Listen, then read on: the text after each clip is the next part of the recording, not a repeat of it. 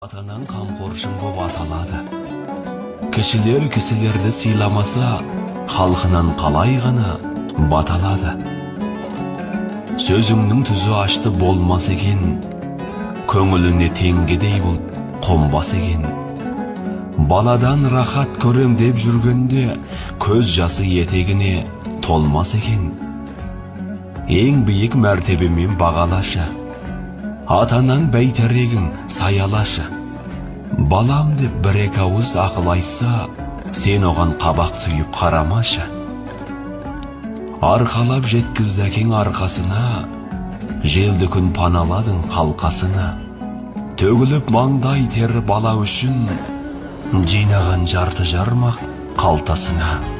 Аман бол құлыным деп аяуланам, сен үшін шыбын жанын аямаған.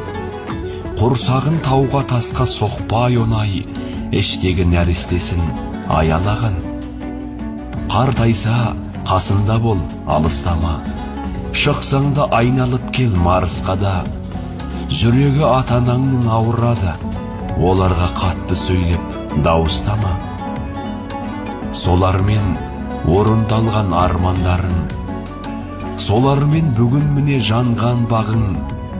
Ат басын жиі бұрып қарашы үйге, біліп тұр ата-анаңның хал жағдайын.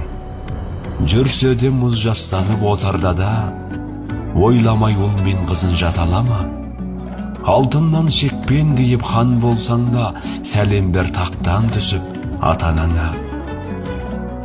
Дүние түскен күні уысына, бет бұрар ағайын мен туысында.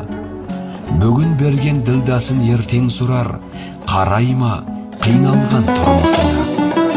Сондықтан ойлана жүр ертең бала, жер беті азақ күнгі мекен ғана. Сенен мәңгі қарызын сұрамайтын ең жанашыр әкең мен шешең ғана. Төріне ақ ордаңның көрік болар, ақылыңа ақыл қосар серік болар.